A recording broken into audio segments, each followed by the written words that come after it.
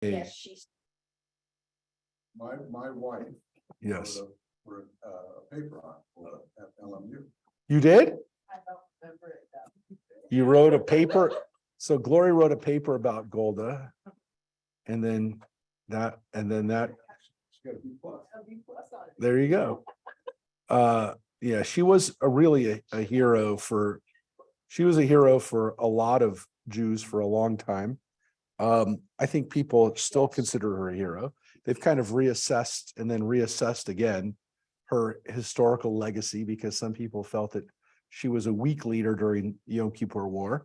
Some I heard she was tough. yes. Well, I think this movie is going to address some of it's not letting me get on. We lose people.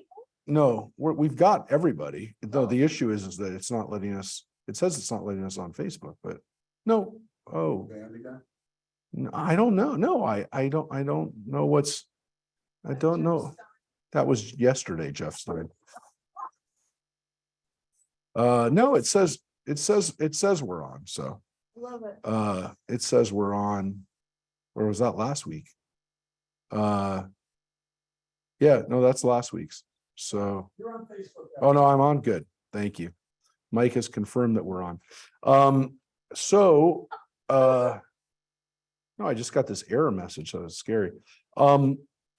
Yeah, so I think people have kind of gone back and forth on Golda, and I think the movie will obviously open it up for maybe some more discussion in another generation. This is the 50th. It's the 50th anniversary of the Yom Kippur War this year. 50 years. Oh my God. 50 years. So that's a very significant time. Helen Mirren is playing her this time, and Ingrid Bergman played her back in the 70s. No, not 70s, 80s probably. That's impressive. Probably about, yeah, Late 70s. maybe. And she was very good. I mean, Ingrid Bergman's a great actress, She was so good in that. and she played her very well. And I think a lot of people like Helen Mirren. So I think people are very excited about it. There was some discussion, by the way. Maybe it'll come up in the discussion that we're going to be seeing, the interviews. I'm almost positive it's in the discussion with her. There was some controversy of her being cast because she is not Jewish. And she doesn't look anything like Golda, right? But, and so it's part of this discussion that people have been having about, and I mentioned it last year at High Holidays, this concept of Jew face, which is Jewish people being played by non-Jewish actors and actresses. And, I don't think that is necessarily a problem, but I do think that You went with 82. it is, it was close. It was I think there's an issue that people are, are Jews considered a race? Are they considered a group that, needs to kind of make sure that their own people are playing them, et cetera? But what? I don't know. But I actually spoke about it at Rosh Hashanah last year. That was my sermon. But one of the other ones that's coming up that's just started to get some discussion, because I guess it's coming out soon. I mentioned it last year, was the Leonard Bernstein biopic with Bradley Cooper playing. Yeah, well, it's not only complaints. Yes, it's not only a complaint about somebody who's clearly not, well, I should say clearly not Jewish. I don't even know what that means, but they put a huge prosthetic nose on him, and people didn't like that. Yes, he helped produce the movie. He wanted it made, so some people were upset with that. So what's interesting is that Sarah Silverman, who's talked a lot about this concept of Jew face, who's been upset about it, agitated against it, she's actually in the movie. She plays Bernstein's sister. She plays Bradley Cooper, Bradley Cooper and her in the movie. I mean, she's in the movie. So she's not starring she's starring as a Jewish character, but if she was upset about this concept, what really made her upset, and a lot of people were kind of flipping out a little bit about the movie that they were making about, which Jewish, it wasn't Golda, it was another Jewish woman that they were doing a movie about, and they were upset that the character. Cameras? What? Jewish funeral cameras? No, it was a Jewish woman and Sarah Silverman was very upset that it was not, it wasn't like another thing about Fanny Bryce, but it was like something around that time. And who knows? I mean, maybe one day they'll make a movie about Barbara Streisand and the person who played it will not be Jewish, but I do think that it is definitely on people's minds. What I talked about in my sermon was the fact that I'm not as worried about the Jewish people, non-Jewish people playing Jewish people. What I'm upset about, and what I talked about, was the fact that at the Museum of Motion Picture Arts, the Academy Museum, as they call it, that was built at Fairfax a couple of years ago, they completely left out the story of the Jewish people, which they've now working on, but they didn't have it. And that's what really upset me, because it's one thing if we have people that are not Jewish playing our kid, but to write ourselves out of that story is amazing, because we funded the museum. We funded it. And we bent over backwards to include every other ethnic group, some of whom, I mean, it was grasping at straws. And they talked about the issue of the way minority groups were underrepresented or discriminated against in the movies. And I said, well, that's true. And some of the studio heads who made those decisions, lots of the studio heads who made those decisions were Jewish. But my point was, how do you tell the story of Hollywood and not talk about the role of the Jewish people? And that was my, well, they did, and they did it, and now again they're being held accountable. I haven't been to the museum since since supposedly they've started it, but I don't know. I mean, I don't know if it's there yet. When I hear that it is, then I'll make sure that I go there. Yeah, the old May Company building, and it's a building that, again, is in the heart of the Jewish community. So look, I don't, I'm not sure what the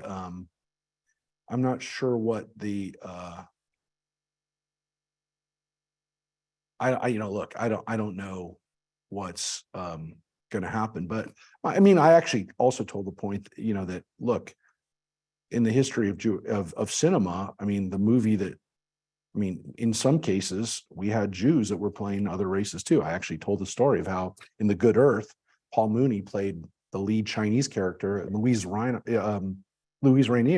won the Academy Award for playing the Asian woman in the movie. Two Jewish people playing Chinese characters in The Good Earth, and there were Chinese actors and actresses. I mean, there's mentioned in your sermon also some TV show. Yes, and it's predominantly Jewish women that have been written out of these characters. The Jewish men usually have held okay. It's Jewish women that have oftentimes not been able. Well, and then I talked about Hogan's Heroes, the fact that Jews played all the Nazis were played by Jews, which was ironic too, which I think might have been partly to make a point, but a humorous point, that all the Nazis virtually were Jewish. The only Jewish inmate was obviously Robert Clary, who played the French guy. So anyways, it is an interesting story. Anyways, back to where we are in Deuteronomy. Last week we left out, we actually read right up to the portion that we read last week, Re'eh. So we're a week behind now. We're starting Re'eh, and we read that last week. And I know, Jesse, you said you read the portion. This is an interesting place where we stopped, which again, I always say it's tough to break in Deuteronomy. I'll say it and keep saying it. It's always hard to break. But what we did last week is where we broke and where we're starting now today, and kind of where we're at between 11 and 12, is we're transitioning from two parts of Deuteronomy. We're right at the cusp of a new section. The first 12 chapters or so is all, as we've seen the last few weeks, it's all about Moses talking to the people in very general terms about the covenant, about their responsibilities, warning them that, again, yeah, God promised you this land, but he's also kicking out the people, and he's punishing those people. And so we've been reading like up until that time. the laws that we read so far are the 10 Commandments. But when we read the 10 Commandments, as I pointed out in chapter, 4, 5, and 6, just, a couple weeks ago, what happens in those chapters, it's almost as if God is saying the 10 Commandments is the covenant. That's like the agreement. You keep these rules, and those are the ones that you have to keep in order to stay in the land. Very clearly, like these are important laws. But what we're about to read today is the other laws. This section starts here in chapter 12 and goes all the way to chapter 26. So for the next few weeks, we're going to be reading these laws. That's Parshat Re'eh, this Torah portion we read last week on the calendar. Shoftim, which is this week's portion. Ki Tetzei, Ki Tavo, goes all the way through those portions. We're going to be reading laws. And this is where the majority of laws of the Torah are. And it is not always clear why the laws are the way they are. And in some cases, as we're going to see today, they are repeated from earlier parts of the Bible. We've mentioned this before, and I'll mention it again to you. We do think that at one point, Deuteronomy was not meant to be read with the other books, which means that there are differences, as we even saw in the 10 Commandments, between Deuteronomy and Exodus. We'll see a difference today between Deuteronomy and Leviticus and the laws of Kashrut. They were not necessarily meant to be read side by side, which means that, again, we do believe that at one point Deuteronomy was meant to be read as a separate scroll, as a scroll that people would read and hear and maybe even be read in one day. And if it's being read as one day, then the first 11 chapters or so, which would have taken about 20 or 30 minutes to read through in Hebrew, maybe longer, would then have been followed by these laws. So there are clues to that idea in the book of Deuteronomy, and as we pointed out, also in the book of Kings, when it talks about how they found the scroll during this time, the one that I mentioned even yesterday, that may have been written by Baruch's father, the scribe. We don't know for sure. And again, there are clues, not really sure 100%, but there are clues. One of the clues is the fact that Deuteronomy itself will say that the king has to read the scroll, which seems like makes sense that the people would have said that if it was found by people who want the king to read the scroll that they have found. Makes sense. There's also another clue that we have throughout this book, which it says over and over again, Hayom, this day.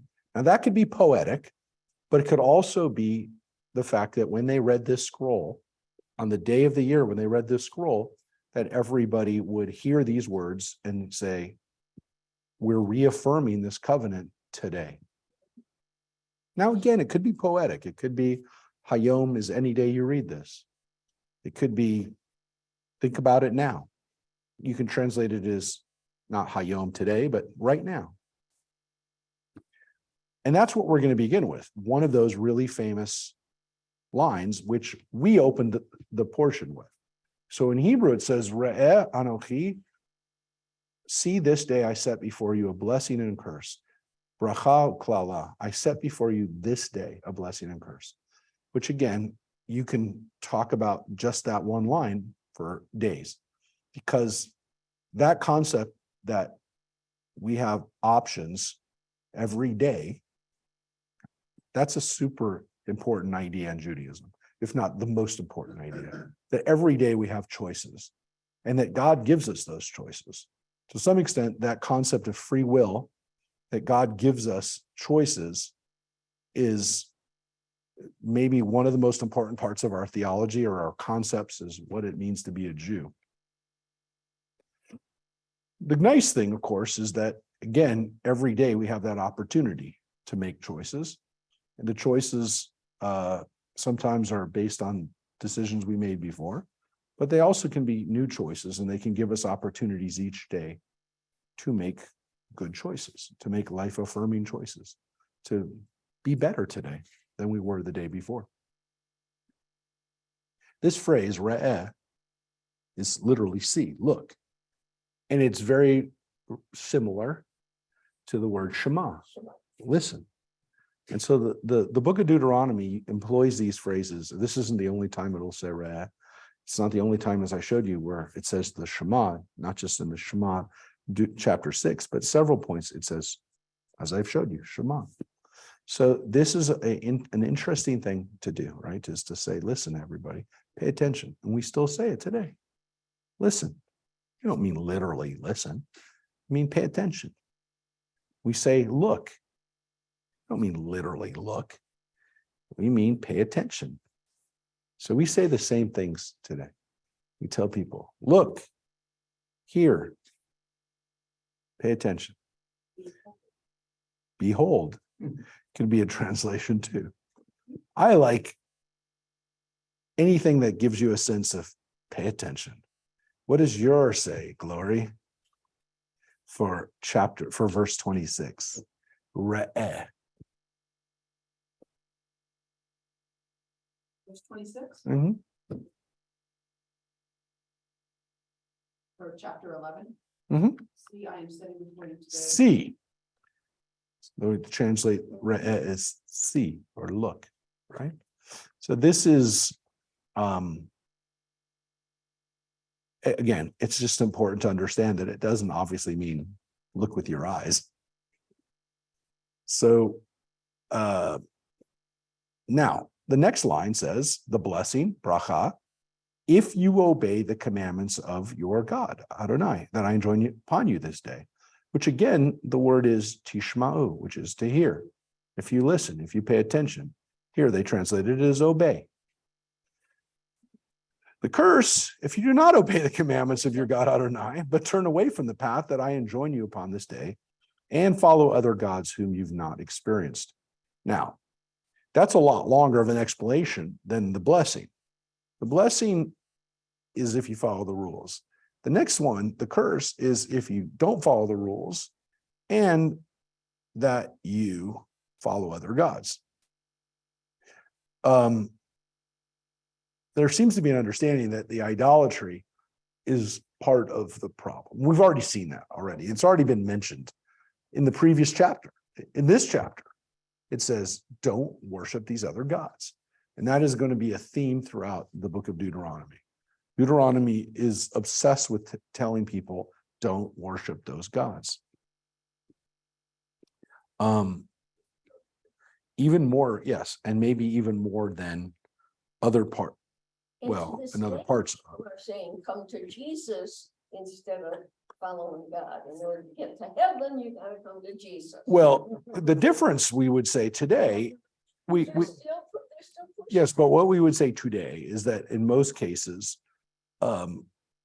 most of what people are most of the time what people are pushing on us, at least in when it comes to religious, is that in the end, it's a circuitous way back to God anyways, right? Because Christianity does hold, for the most part, they're supposed to hold the Bible. So it's not like it takes us away from the Bible. It gives us maybe a different way of looking at it that's not predominantly Jewish. But I will say, at least it's not worshiping other gods completely. It's Christian- theism. We will talk about it when we get to it today. Okay. We will actually get to that line where the differences between Judaism and Christianity become crystal clear today. Okay, good. You'll actually read the line where people say, why? You have not experienced. Yeah. So what's interesting about that is this idea that these are not your gods. These are not gods that you have any knowledge of. Now, you could say, well, my friend told me about him, but there's an understanding here that you've experienced Adonai. But nowhere does it say that they don't exist. Well, we have read some things that have said these are creations of people that they. It expects that there's other gods because they're supernatural forces, but then also because it says you make an idol of a god, which means you made a god yourself. Because that's Well- the issue with pagans, is they make gods out of themselves. Yes, the problem that we have, the problem is there are parts of the Bible where people have said, is that really monotheistic in the sense that it recognizes that there might be other gods, it's just they're not your God. This is probably not one of those. And I'm only telling you that because if Deuteronomy, which we believe is written by one hand or one group of people, they seem to be pretty much in agreement that those gods are not real. The issue of whether there are other forces that people worship or be drawn to, that is something where people say, look, does Judaism say that magic doesn't work or there's not supernatural powers? It doesn't say that. It says you don't do it. It doesn't say that there isn't powers of witchcraft and magic. It says you don't do them.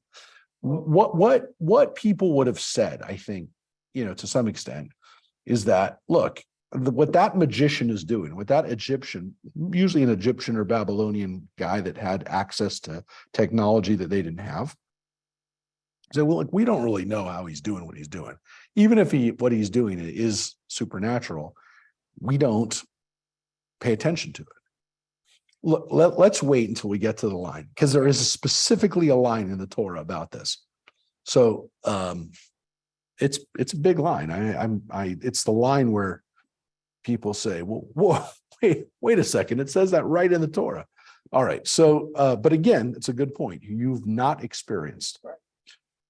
When your God, Adonai, brings you into the land that you are about to enter and possess, you shall pronounce the blessing at Mount Gerizim and the curse at Mount Ebal. So that when they come in with Joshua, they actually do this. They stand on one side of the mountain. Some people are on one side and one are on the other. And they shout down at the people the curses, the blessings on one side, them on the other side. So Mount Gerizim, as we mentioned, is where the Samaritans still offer up their Passover sacrifice. It's a holy mountain to the Samaritans. So it was an important mountain in the blessings and curses. We will get to this. Both are on the other side of the Jordan, beyond the west road that is in the land of the Canaanites, who dwell in the Arava, near Gilgal, by the terebinths of Mamre. For you are about to cross the Jordan to enter and possess the land that your God Adonai is assigning you. When you've occupied it and are settled in it, take care to observe all the laws and rules that I've set before you this day, which is, again, so far very much what we've read in the previous chapters. Now, we as Jews decided that those lines should come before what you're about to read. These are the laws and rules that you must carefully observe. The Christian writer said, this is where we're going to begin this because we don't need the preamble before that. It's probably, again, reflective to some extent of just, you could say it's a different style. It's not necessarily one is wrong and one's not. But for the Jewish people who 100% believed and still believe to some extent that the laws are necessary to stay in the land so that you can possess and stay in that land that God's giving you, you got to follow the laws. And so to have a little preamble here is important. You could also make the argument that the entire last 11 chapters essentially said the same thing. Those last few verses, those last verses that start from Re'eh, those last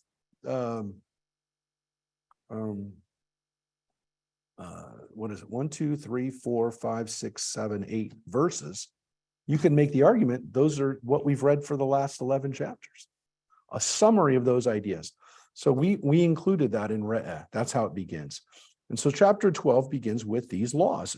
This is the change. Chapter 12 is the change. It doesn't mean that they're not going to go back to some of that language, keep these laws so you stay in the land. You'll see that, but not 11 chapters of it. And here's the laws. Here's the first. You must destroy all the sites at which the nations you are to dispossess worship their gods, whether on lofty mountains and on hills or under any luxuriant tree. Tear down their altars, smash their pillars, put their sacred posts to the fire, and cut down the images of their gods, obliterating their name. This is, again, the law of not having idols and, to some extent, again, not worshiping other gods. Period. Taking down their sites, right? taking down their sites and destroying their idols. And God is very specific in that. Yes. Now, some of them are going to have statues. Some of them are going to be images. You'll actually see it.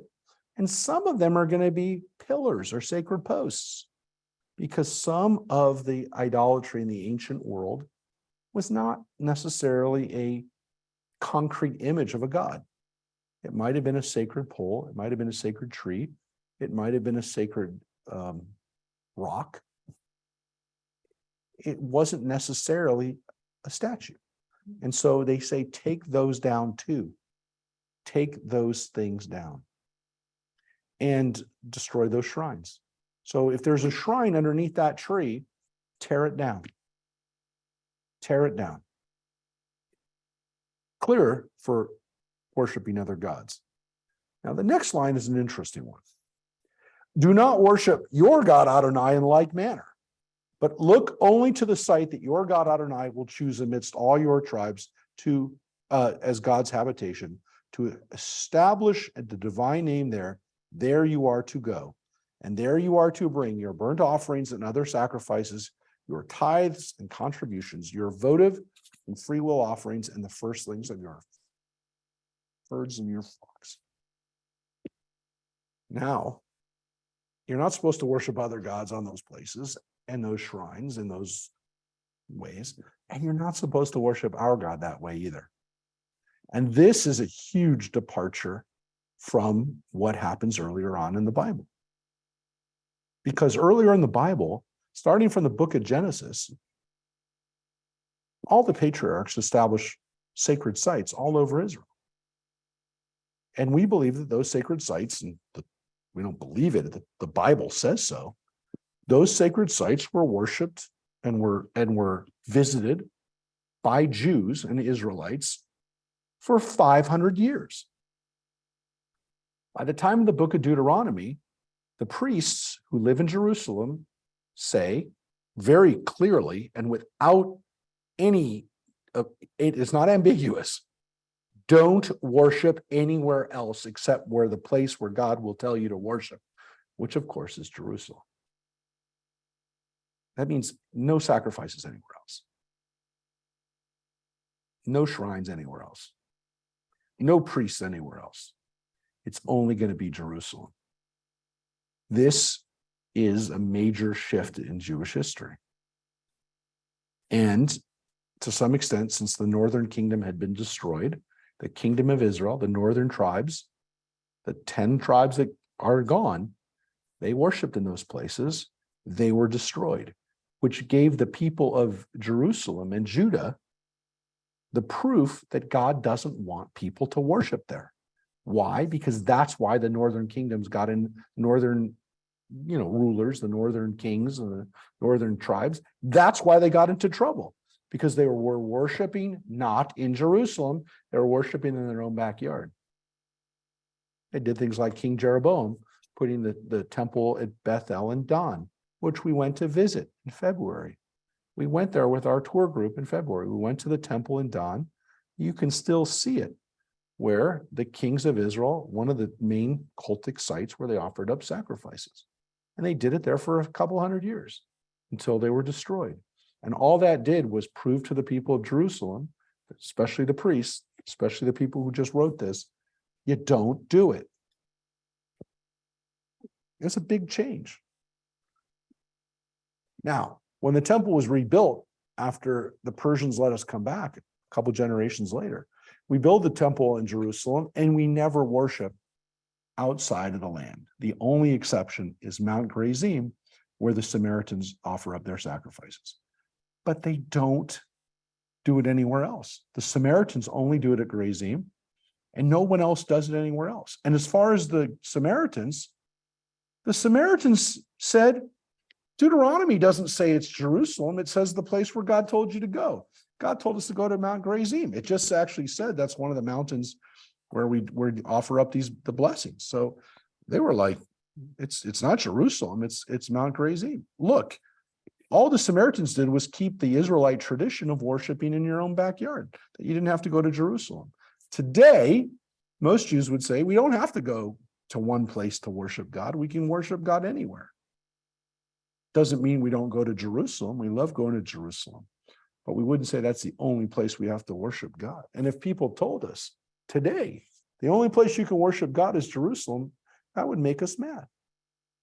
We'd also say we've been worshiping God in our own backyard for 2,000 years, in our own homes for 2,000 years. We're going to stop now. So this is a major idea, major shift, very clear. Don't worship anywhere else.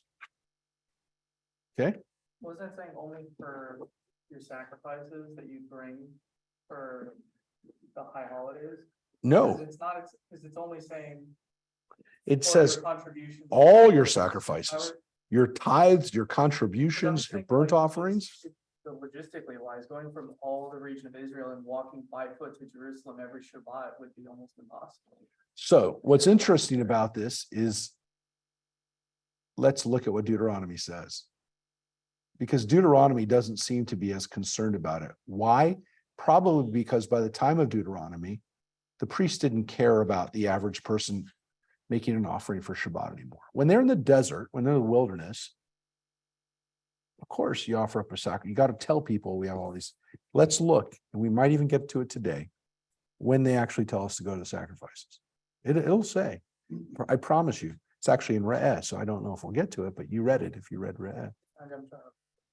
It'll get to it. Yeah. Question.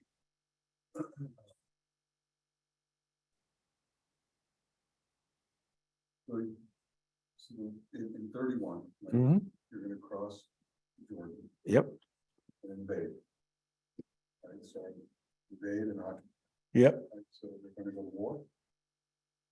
Well, they did, yeah, during the time of Joshua. So they're talking about you're gonna conquer the land, you're gonna make it your home, and after you do, you're gonna do these things. Now, as we said, they didn't do these things. They didn't destroy the altars, and they didn't do any of these things, which is one of the reasons why, as they're writing this, or as they're saying this, they know they failed. And they would enter the land of Ham's descendants.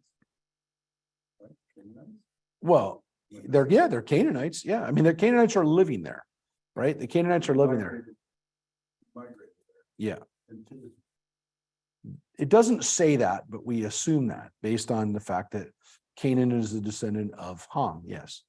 And the author of this, right, assuming this is Yeah. actually identified these two mountains. I find that very curious. Why? I don't know. I can't imagine thousands of years ago, they actually named them these things.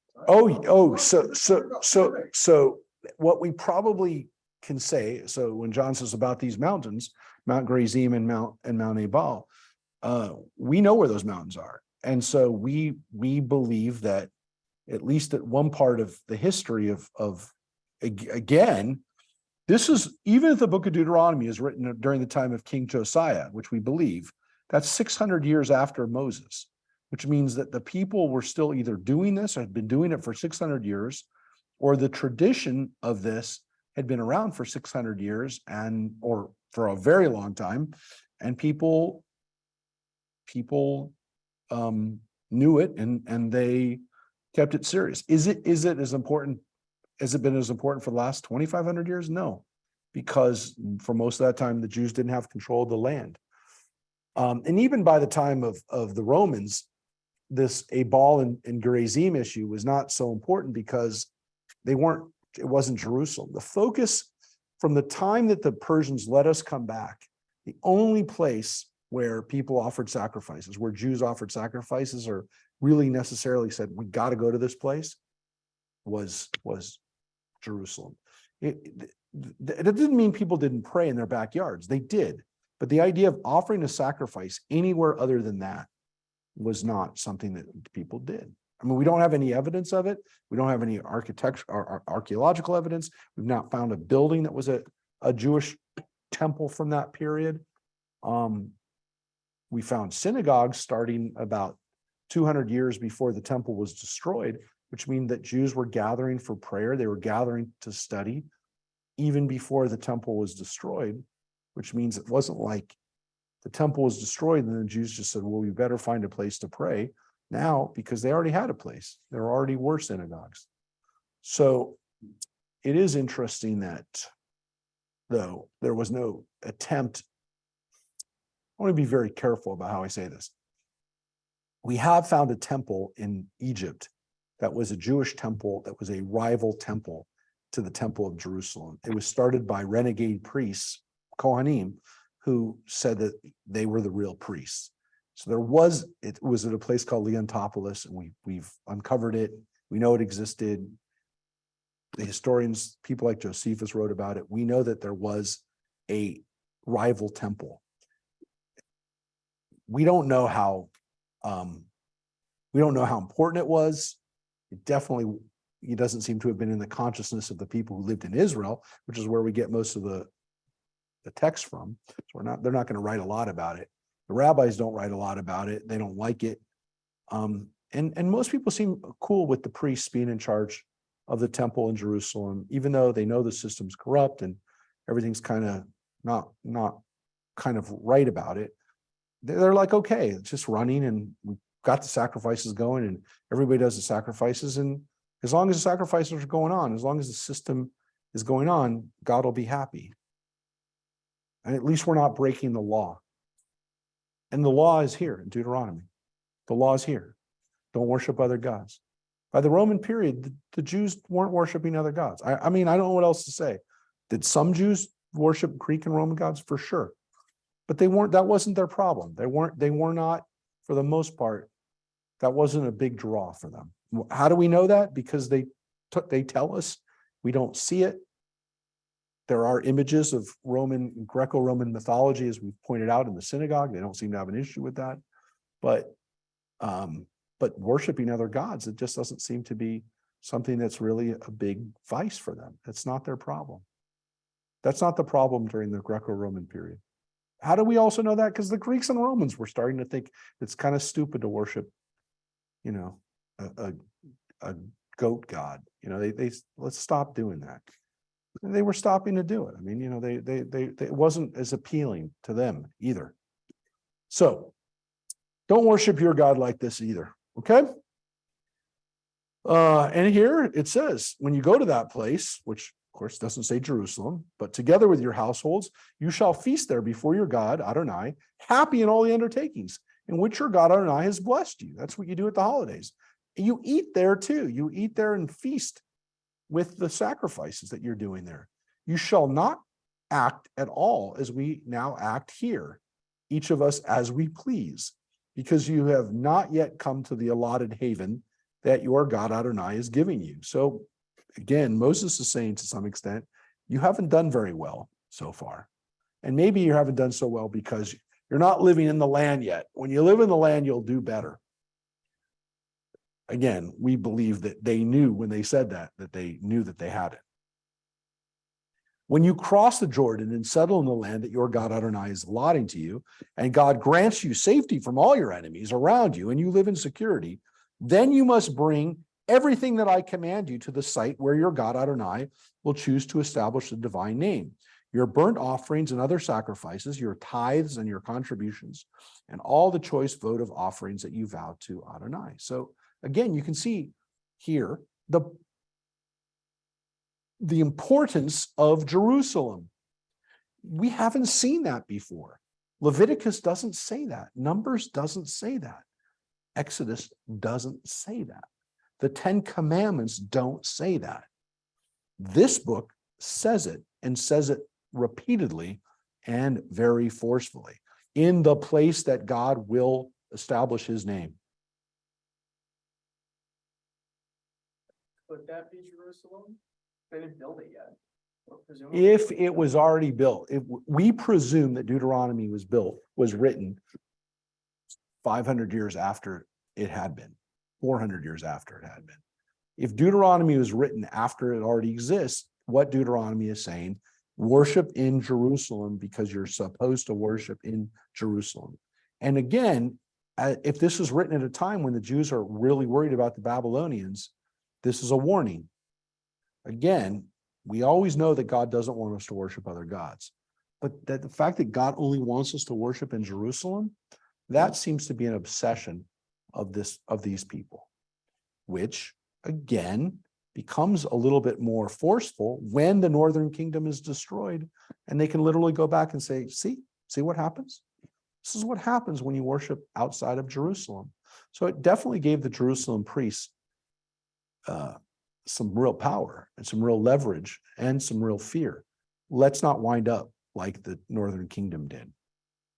You're going to see that in Deuteronomy, especially in the last part of Deuteronomy. That was the big argument. Like, Samaritans and Well, it was a big argument between all people in Israel, all the northern kingdoms, right? So the Samaritans are the only ones left. They're a fraction of those people.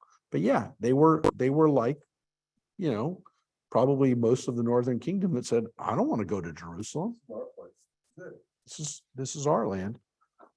But look, they didn't worship God either in the north, but they didn't worship God in the south either. They were people that were backsliding all over the place. So the issue is, if it's bad enough that you're not worshiping God, that's number one. That's the first part of what we read.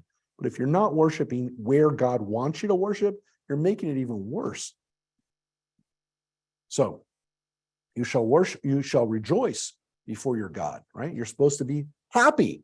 Usamach them. You're supposed to be happy, not just doing this, but you're supposed to be happy. Before your God with your sons and your daughters, your male and female slaves. It says that right there. Your slaves are celebrating these holidays too, along with the family of the Levite in your settlements, for he has no territorial allotment with you.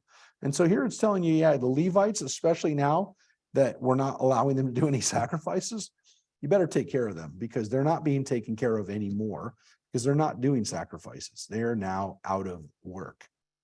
Now, again, that goes back to the fact that the Bible says the Levites don't get a portion. They live amongst you. And then it says, take care not to sacrifice your burnt offerings in any place you like, but only in the place that Adonai will choose in one of your tribal territories. There you shall sacrifice your burnt offerings, and there you shall observe all that I enjoin upon you. But whenever you desire, you may slaughter and eat meat in any of your settlements according to the blessing that your God Adonai has granted you. The impure and pure alike may partake of it, as of the gazelle and the deer. Now, here's an interesting thing. These are animals that can be eaten. Now, we are going to get that list of animals coming up in just a moment.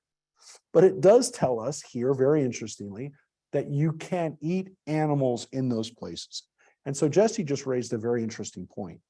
If people in the old days only ate meat when they sacrificed, you got a problem. That you're not going to do. If the only time, I'm a vegetarian, I got no problem with this. But the average meat eater is not going to say, are you telling me I can only eat meat when I go to Jerusalem? No. Deuteronomy just told you that if that was ever the case, it's not the case anymore.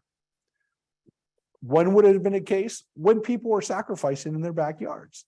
When the local Levite was telling them, oh, you got a cow you want to sacrifice? Well, let's take the parts out that go to God, that also go to me, and then you eat the rest of the cow. That's the way people ate meat for a long time. Now, it's very clear. You can slaughter them in your backyard. You may partake of it, but you must not partake of the blood. You shall pour it out on the ground like water. You're not allowed to eat blood. You may not partake in your settlements of the tithes of your new grain or wine or oil, or of the firstlings of your herds and flocks, or any of the votive offerings that you vow, or of your free will offerings or of your contributions. These you must consume before your God Adonai in the place that your God Adonai will choose you, and your sons and your daughters, your male and female slaves, and the family of the Levite in your settlements, happy before your God Adonai in all your undertakings. And here it's telling you that yes, you don't have to eat meat only in Jerusalem. But if you are making a sacrifice or a tithe, those have to be eaten in Jerusalem. And so for the tithes, you can't eat those in your backyard.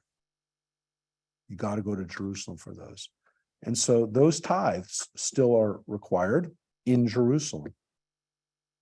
Those have to be in your place. And there it says again, be sure not to neglect the family of the Levite as long as you live in your land. When Adonai enlarges your territory as promised, and you say, I shall eat some meat, for you have the urge to eat meat, you may eat meat whenever you wish.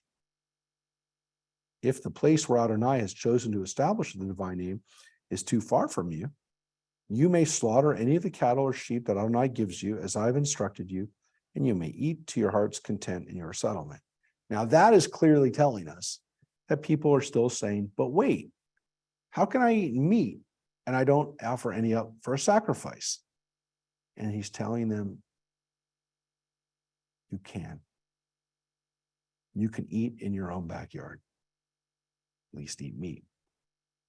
You can eat meat, and you can pretty much eat any grain or product unless it's tithed. And I want to make a very clear point of what that means. You have to tithe your products, your grains, you have to tithe your sheep, you have to give that 10% back to the temple. You can't eat that or partake of it. You have to bring it to the temple still. That's what they're telling you. Eat it, however, as the gazelle and the deer are eaten. The impure may eat it together with the pure. But make sure you do not partake of the blood, for the blood is the life, and you must not consume the life with the flesh.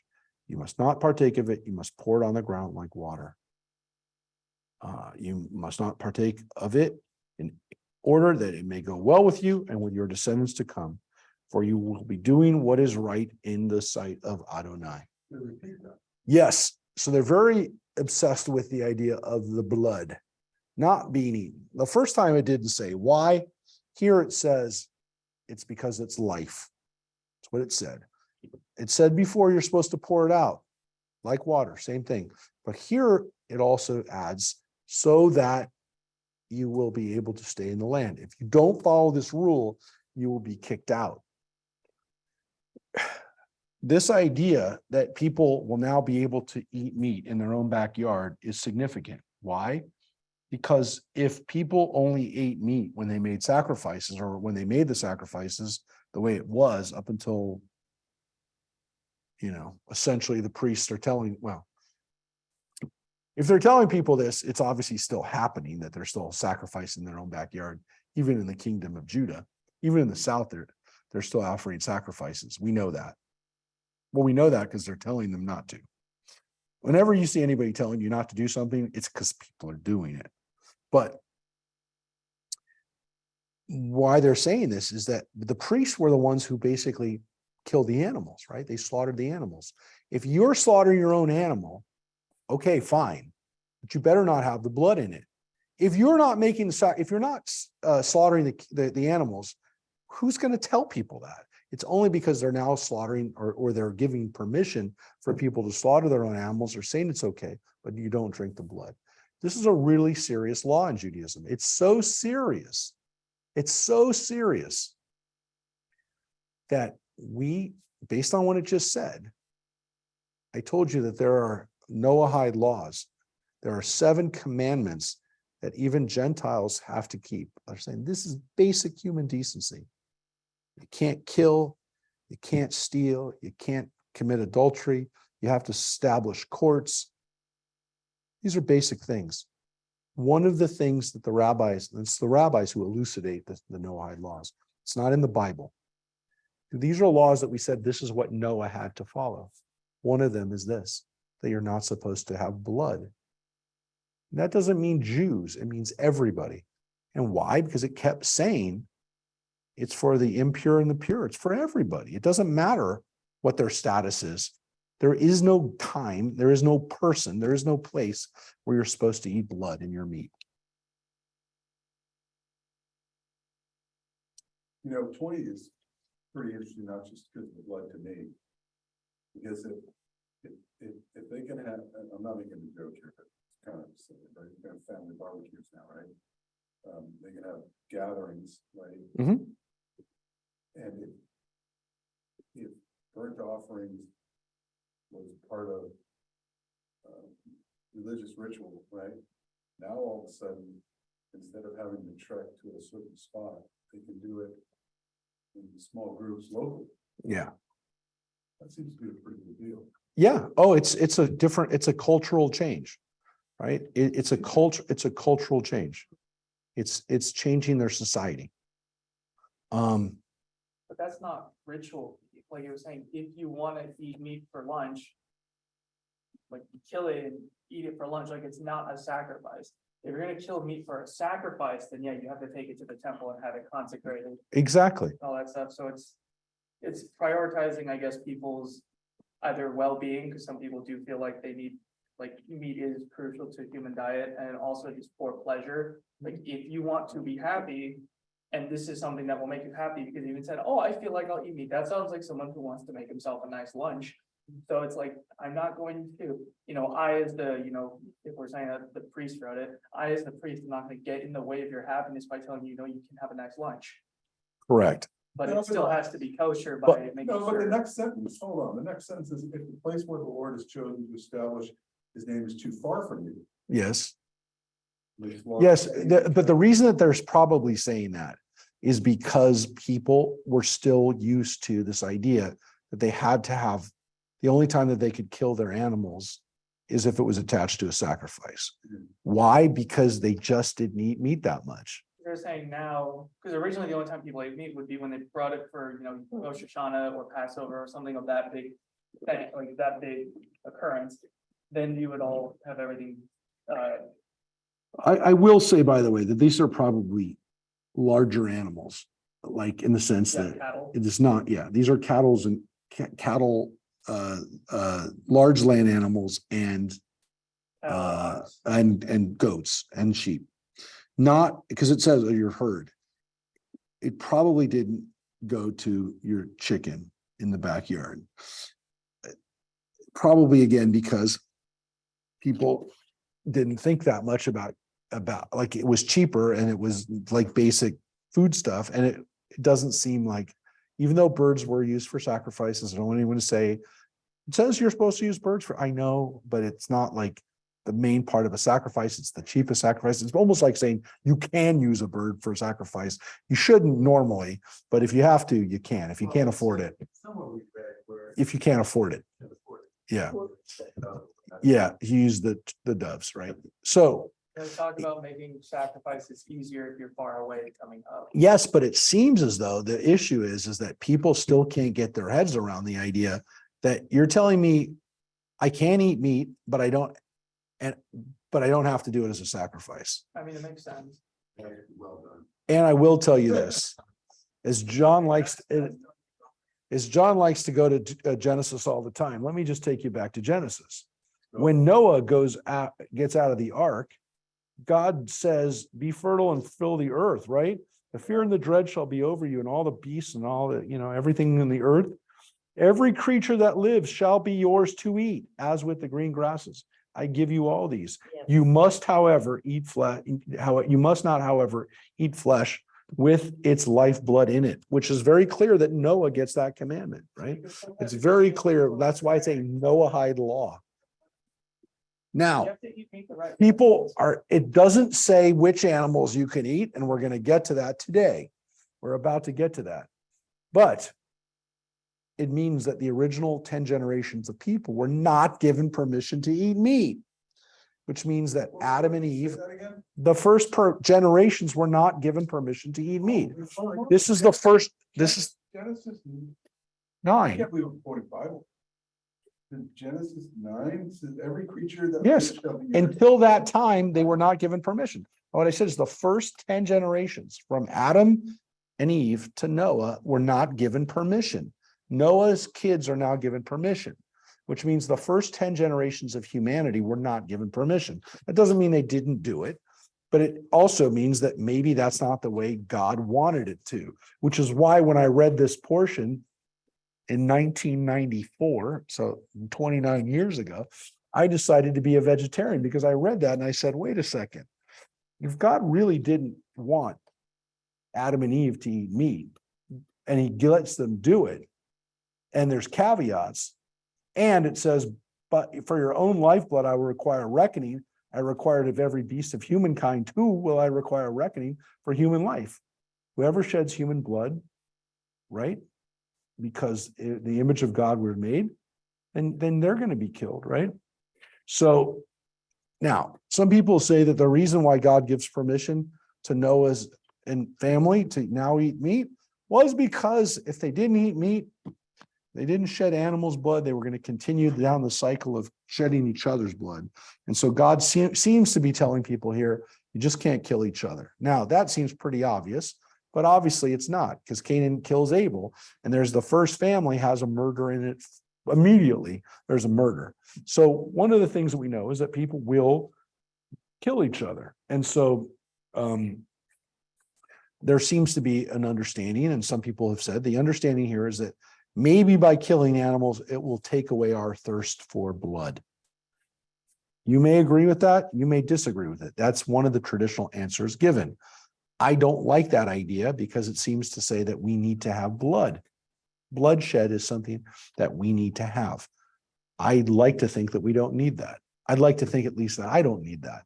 But that's one of the reasons why I said I became a vegetarian after reading this. The other thing is that, again, right now it says the fear and dread of animals will be, animals are going to be scared of you. So to me, it seems as though the Bible's telling us that when people say, well, how did Noah and his family get all those animals on the ark? Well, because they weren't afraid of Noah yet. And they're afraid of him now. Why are they afraid of him now? Because he could eat them. He's not just saying get in an ark, he's saying get in my belly. And so it could be that the trade-off, the great trade-off we have with animals is that they're going to be perpetually afraid that we might be, that they might be our next meal, right? They could wind up being eaten. And animals then wouldn't be afraid of us. And it is true that animals do smell. They have a very good sense of smell. They can smell whether we've eaten meat or not. Now, look, most dogs, being wolves, don't care. They don't care. They want some of it. Exactly. Where's mine? But it could be that other animals sense that and are scared of us and don't like being around us because they smell their own kind on our bodies. Look, I don't care. I don't want animals to come rush up to me like I'm St. Francis and I'm going to hold out my hand and little animals are going to rush towards me. That's not why I've done it. But I do like the idea that animals don't have anything to fear from me, in the sense that I do like animals. Don't want one, didn't want one in my house, don't like cleaning up poop, don't need that in my life. But I do think that the idea that I can live in peace with animals is something that I like. By the way, if the animals come in my house, they forfeit their rights. So I don't try to kill them, but I try to get them out. But if a snake comes in my house, I'm not bartering with him. I'm not trying to ask him nicely to leave. I like I said, I haven't killed every rattlesnake that I've encountered in my house, but I don't want them in my house. Yeah, I'm not trying to be friends with every animal. I want to make that clear. But it is interesting that, again, this is a universal law. This isn't just for Jews, this part of not having blood, which is why we call it a Noahide law, and why it is back here in Deuteronomy. Don't have the blood. Now, and again, it's very clear that there's a reward for that. Or again, this is what's going to be, keep you around on the land. Such sacred and votive donations as you may have shall be taken by you to the site that Adonai will choose. You shall offer your burnt offerings, both flesh and the blood, on the altar of your God Adonai, and of your other sacrifices. The blood shall be poured out on the altar of your God Adonai, and you shall eat the flesh. Well, there it's telling you right there that people are eating sacrifices. So when you ask, why does it say, can I eat this? Well, yeah, you can, because people have been eating the sacrifices for a long time. And they expect it. Be careful to heed all these commandments that I enjoin upon you, that it will go well with you and with your descendants after you forever. for you will be doing what is good and what is right in the sight of your God Adonai. Then it says, when your God Adonai has cut down the nations before you that you are about to enter and dispossess, and you have dispossessed them and settled in their land, beware of being lured into their ways after they've been wiped out before you. Do not inquire about their gods, saying, how do those nations worship their gods? I too will follow those practices. It's pretty natural, yes. So this basically is this goes back to Noah and the sons and all of those are the enemies, right, that we talked about. Right? Well, this goes back. Otherwise, So this law is for the Israelites so that they don't go back and do the Canaanite stuff. So they're saying, look, when you take this land, make sure you don't get lured back into the ways of what the Canaanites did. But yes, your question is, did the Canaanites know better? Did the Canaanites know that they weren't supposed to do that? Well, there definitely were issues that the Canaanites, in the way they were worshiping their gods, that were a problem, especially child sacrifice, human sacrifice. That wasn't cool. And we know the Canaanites did it, not just because we wrote it in our Bible. We found their sacrificial offerings. We found the bodies and we found areas where they offered human sacrifices. And more importantly, their cousins, their fellow Canaanite peoples that we call the Phoenicians, were practicing human sacrifices, bless you, everywhere they went. So everywhere we have Phoenician sites in the Mediterranean, which goes all the way from Israel, because there's Phoenician sites in Israel, and Lebanon, which is their home base, all the way out to Spain, North Africa, Greece, Rome, we have found sacrificial altars where they practiced human sacrifice. So the Carthaginians that were the inheritors of, they were the Phoenicians, they were Canaanites. I mean, they were the same kinds of people. They were still offering up human sacrifice while they were going to war against the Romans. So, yeah. So don't ask about it. Don't go, hey, I'd like to follow those practices. Again, the same arguments and these same texts were quoted when people settled this country. Does that is that only just a thing to do in Israel, or does that also stop scientific? No, but like, what about for scientific inquiry? Well, it doesn't, Like, what if you just really enjoy learning about other people, which would include their religious beliefs? okay, so it does say, I too will follow those practices. So it's clearly not just for scientific Right. study. But on the safe side, most people would have said, let's not keep that stuff around. And so people said, we need to wipe out their material culture so that it's not there to lure people away. Now, most people who keep Kachina dolls today wouldn't say they're not doing it to worship them. But there are people who say you're not supposed to have those.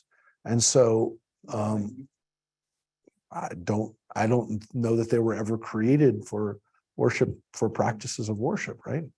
Look, it's not. To me, my equals are art.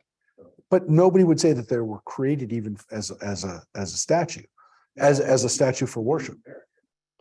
I guess, but would they worship those kinds of statues? So, look, I mean, the idolatry thing specifically says idolatry is only forbidden in Israel. Because it didn't tell the Jews to go out like all the way to Scandinavia and destroy the pagans there. Just no pagans in Israel is a no-no.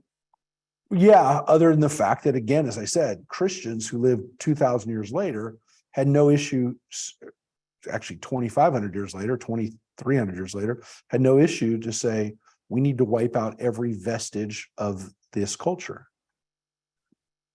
Yeah. We have no evidence of Scandinavians at that time. What do you mean? Oh, in those days? No, So- no, but No, there that's were, what I'm saying. but there were They people, weren't- but there were people who said there were Christians who, Christian missionaries who went to those places and said, we have to obliterate their culture, the pagan culture of the Vikings. You know, they said, we're going to obliterate it. Now, it didn't happen, right? It did. I mean, it happened, but it didn't, they weren't completely successful. But, you know, they were pretty successful. How many years later? So look, we found, I mean, I've seen them. You can go to Sweden and Norway and see, you can see jewelry where you have a Thor hammer on one side and a cross on the other. I mean, it's got both. It's got a Thor hammer and the other side's a cross from literally 1,000 years ago. So, you know, Christianity didn't spread immediately, right? It took hundreds of years for it to, especially in Viking territory. That was one of the last parts of Europe that finally, you know, became Christian. There were parts of Lithuania that didn't become Christian until the 1300s. So those are some of the last holdouts. But the reality is that the argument was we have to wipe it out completely. And that's what Christian missionaries would say when they came to a Celtic site or whatever, the Druids. You know, they went to war against them and said, we're going to wipe out every vestige of the religion because we don't want it around. We don't want people to be drawn to it. And, you know, they were pretty successful at doing it. And there was virtually not a continent that people went to where people didn't quote this line and not just say it's in Israel, but anywhere we go, we're going to wipe these gods out. Look, this was the argument that the Taliban made when they destroyed the Bamiyan statues in Afghanistan. They said, we're going to destroy these because they were shrines that were built by pre-Islamic people, even though they're their ancestors. They were, they're Afghani Buddhists, and they destroyed the statues and blew them up. So, you know, look, this is why I told you, the fear is that if really radical Islamic Brotherhood folk took power in Egypt, they could destroy all the King Tut stuff. It's 100% possible. ISIS did it 4 years ago in Syria, and they did it. What? I was just saying, John, because you're kind of going. Yeah. off. No, I'm just telling you this, the question of whether this exists in the land of Israel, it's been taken up by people everywhere who say, don't have these gods, don't have this idolatry around. But that was so far after this, the conquests and the Crusades. What you know, this is the Old Testament, this is the Bible. So it really was Because or was it about power? But partly both, right? But if you're a priest, you don't want people worshiping other gods. No, but if a Christian read this and they read Deuteronomy and said, we don't want to have these practices around, they knew that they were idolatrous. They knew that the gods that these people were worshiping were not God. And so Christians felt that anyone who was worshiping other gods is idolatrous. They clearly didn't see, look, that's part of the argument. We're going to get to it in a second. Christians did not see their practices as idolatrous. They didn't see a worship of Jesus as being another God, right? So they didn't think that when they worshiped that a crucifix was in a church, that was an idol. I would say most people didn't think that. Some Christians did. And there were iconoclasts that destroyed beautiful Christian art, and Christians that destroyed other Christian art because they said that's an idol. But the argument was, at least it's not a statue to Zeus. But I mean, John, think about how many thousands of statues of Zeus were destroyed all across Europe during those times when Christianity was getting a foothold in Europe. Now, you and I would say today, oh, that's sad because those were cultural legacies. I'd like to see that in a museum. But the only things we get to see in the museums are the remnants of what people didn't destroy. The vast majority of those statues were destroyed by people saying, don't worship other gods. Most of the crosses in the church are just the cross that it's just. Well, that's why Protestants said that crucifix with Jesus on it, a cross with Jesus on it, what we call a crucifix, is blasphemous. Look, I went to Holland and I went to the churches in Holland and they said, oh, when this church became Protestant, they destroyed all the crucifixes, they destroyed all that art, and this is what's left. And you could see where they had knocked out statues and where they had knocked out stuff because they said, we don't want idols. And it wasn't just there. There was other places where Protestants took over and said, get rid of those idols. So again, today, 400 years later, we'd say, that was magnificent art. They didn't think so. At the moment that they were burning it, they didn't think that was magnificent art. They thought it was an idol. Yep. So you shall not act thus towards your God, Adonai, for they perform for their gods every abhorrent act that Adonai attests. They even offer up their sons and their daughters in fire to their gods. The only way you can essentially uproot this is if you get rid of the gods. If people are saying, well, we're okay with the Canaanite God, as long as you don't sacrifice your kids to it. That's a possibility. But you know what the other possibility is? Those gods are done. There's no statue to them. There's no reference to them. They're gone. So any of you people who think, well, we allowed it, but we're just not allowing that. They knew. You know how they knew? Because they tried it and we failed. Because every time we let the Canaanites keep an altar and said, you can use that altar, just don't sacrifice your kids there. They did. And we did. And the Bible told us we did. The Bible tells us we did. It says that the kings of Judah were sacrificing their own sons on there. In Jerusalem, they were performing human sacrifice the same way the Canaanites had. And for the priests, for our people, that wasn't acceptable. God was done. God said, you can't be in this land anymore because you did this. And to some extent, we'd say that's the last straw. Did the Egyptians and the Ethiopians? That's a good question. So did Ethiopians and did the Egyptians perform human sacrifice? It seems as though the Egyptians didn't see what they did as human sacrifice. You and I would say, if it ain't human sacrifice, it's definitely not cool. And that would be things like killing 20 or 30 people to accompany their pharaoh to the next world.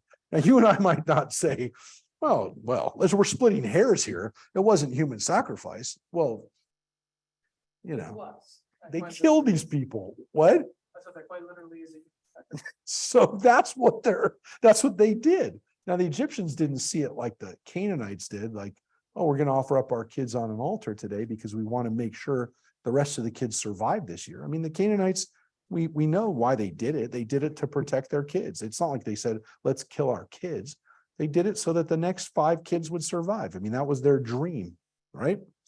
It's their logic. It was their thought process.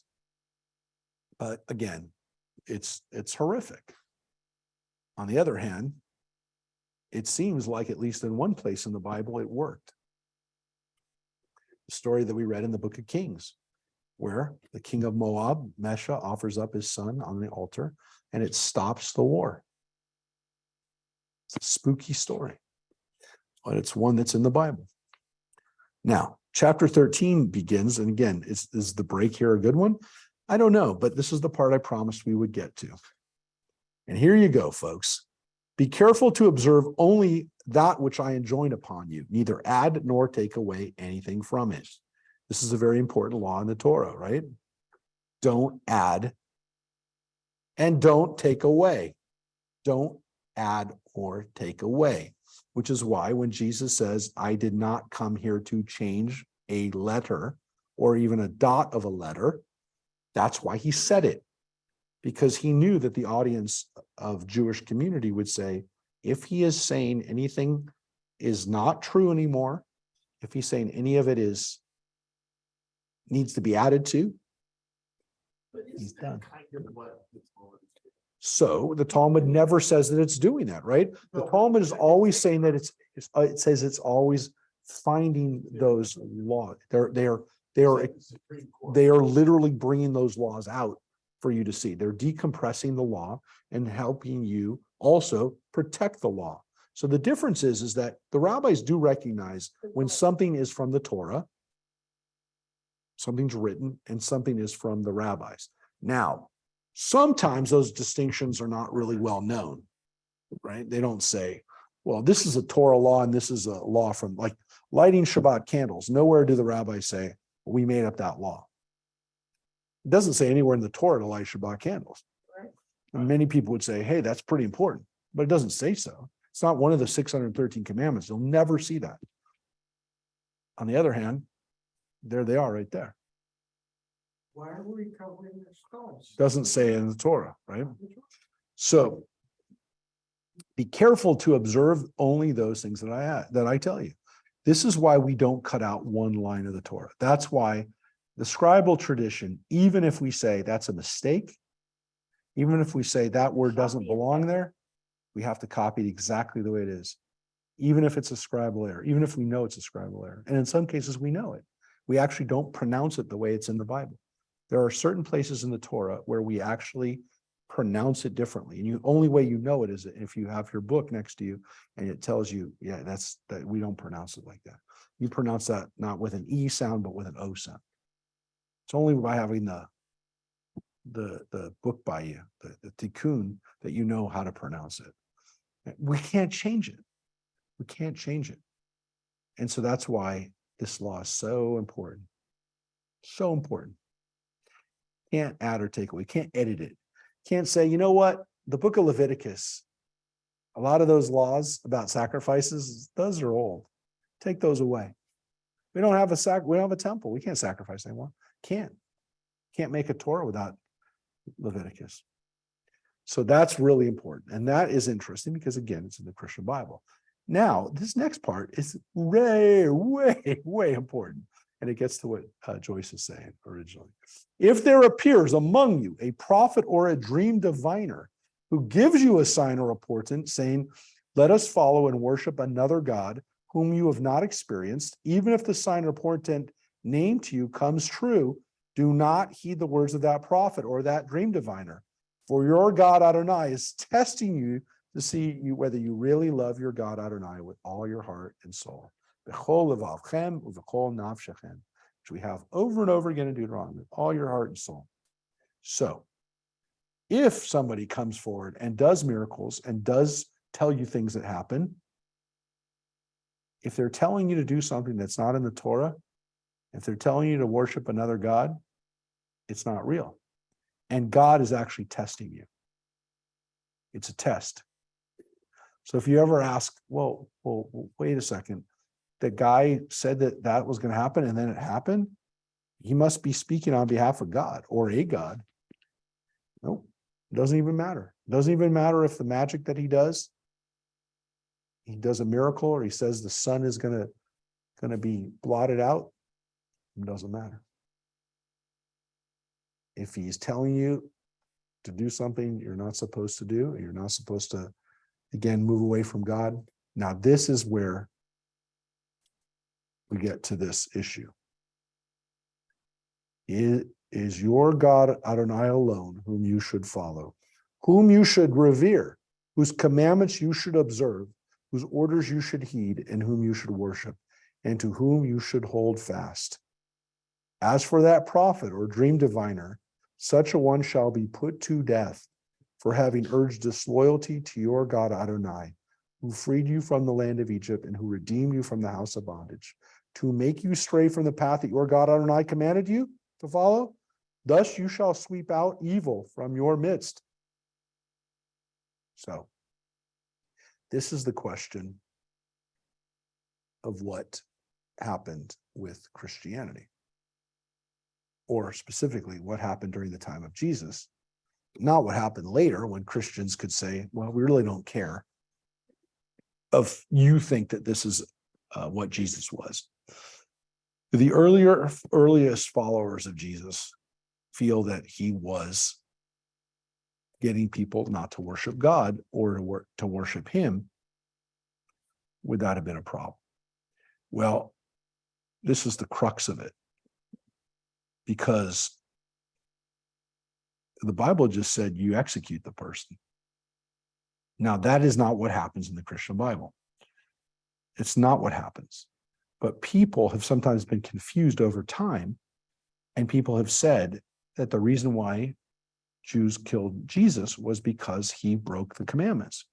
Now, I've heard Jews say that. I've heard Jewish people say that. So it's been embedded even in Judaism. Christians have definitely said it, but Jews have said it too. Now, the reason that that could be said is if Jesus told people to worship him as a God, then he violated that. But I will say this, we don't have evidence that Jesus said that. So if Jesus was by his own followers seen as a Messiah, which is definitely much more of a earthly king and not necessarily in any ways worshipped, then that wouldn't have been an issue. The problem is that when you have a concept later on of a Trinity, then people said, well, that is idolatrous. The discussion may not have happened. Well, I'm going to say this carefully. The discussion didn't happen initially because there were a lot of followers of Jesus who had no belief at all that he was God. And this is why yesterday morning, Reverend Lynn said if it wasn't for Paul, Judaism and Christianity never would have been separate faiths. She, as a Protestant and as somebody who studies the Christian Bible, knows that that's essentially what happened. When Paul says to early Christians, there is no other way to God other than through Jesus, that's where people start to say, well, is he saying he's God? Did Paul say that? Did Jesus say that? And so people have tried to go back now and try to reconstruct what did actually Jesus say. So there's actually Bibles where they evaluate, scholars, Christian scholars usually evaluate whether Jesus really said this. Did Jesus really say this line? Is this consistent with what something that Jesus would have said? Does this seem like somebody put that into his mouth? It's not always I'm interested in it, but I'm interested in it as an observer. It's not my issue. It's not my problem. Other than people will ask me about it and I have to have an answer for it. Generally speaking, Jewish people who lived in Christian countries were much more tolerant of this issue, to the extent that if people said, is Christianity idolatry or polytheism? Most Jews who lived in Christian countries for the last 2,000 years, or at least the last 1,500 years, would have said, it's not. Christianity is not idolatry and it's not polytheism. If, on the other hand, you were a Jew who lived in a Muslim country, like North Africa, maybe even Spain during the part of the Middle Ages, if you lived in the Ottoman Empire, if you were a Jew that lived in a country like that, you might have been much more open to saying that Christianity is idolatry. Why? Because the Muslims said it. And one of the beefs that Islam had with Christianity was this idea that they were polytheistic, that they were worshiping something other than God. So Jews who lived in those countries, to some extent, to prove their pure monotheistic tendencies, would say, of course, this violates this commandment. It's against the Torah. Again, Muhammad is never seen as a deity, as a part of the deity. He's the prophet. So again, he's the best prophet, he's the highest prophet, he's the final prophet for Muslims, but he's not a god. So he's not part of a godhead, he's not part of a existence with God. So Jews in those countries would oftentimes be much more likely to say that Christianity is idolatry, it is polytheistic, it is more like this, that Jesus might have been like this. But Jews who lived in Christian countries would oftentimes not say that. I don't think it was just because they were scared. Some people say that's the easy answer. Jews they kept their mouths shut, and when they were pressed on it, they didn't say anything bad about it. There are parts of the Talmud that are very critical of Jesus. They're not many. There aren't we can look at them in the future at some point. There are not many. There are some. For those reasons and for those few passages, occasionally the Talmud would be burned, as it was, in very famous situations in Europe throughout the Middle Ages. The Talmud would be burned because it was blasphemous. It was speaking out against Jesus. It's very few passages. So I'm talking about like 99.99% of it has nothing to do with Jesus, has nothing to say about Christianity. But the few passages that did, there was no excuse for it. As far as the Christians said, you have blasphemed against Jesus. The Babylonian Talmud was written in Persian Empire. It was written not under Christian sovereignty. The Palestinian or the Yerushalmi, the Jerusalem Talmud, was written under the Byzantine Empire. It doesn't really talk about Jesus. Interestingly, they were probably scared. There probably was an element of fear, but I also think there's an element of familiarity. I think Jews living in Byzantine Empire that were friendly with the Byzantines said they're not polytheistic. They're kind of like us. You can understand, by the way, too, that the Jews who lived in the Persian Empire were also trying to make sure that the Persians knew that they didn't like the Byzantines, who were they were the enemies of the Persian Empire. Hey, we have nothing to do with those Christians. We believe in one God. And remember, the Persians weren't Muslim yet. They were Zoroastrian for the most part. But as long as you weren't the Christians, as long as you weren't the Byzantines, you can be good guests within our country. So it's difficult to know how much of it was political, how much of it was the reality of people, trying to just be good, just be left alone, be a good guest in the home country. But, look, most Christians don't ask me, hey, do you think my religion is polytheistic? They don't ask me. I don't, it's not, I have my own feeling about it, which is maybe somewhat reductive or simplistic, or maybe again, a reflection of the fact that I live in a Christian country that I admire and have many Christian friends. I don't think I'm making it up, but my feeling is that Christianity helps share the Torah and Jewish values with millions of people that otherwise wouldn't have had access to it. So, is it somewhat polytheistic? Is it somewhat idolatrous? Yes. Was it worth the trade-off? Who knows? I think it was. I think the world, if it was still under the Roman style of brutality and the Roman ways of dealing with stuff, I wouldn't like to live in that world.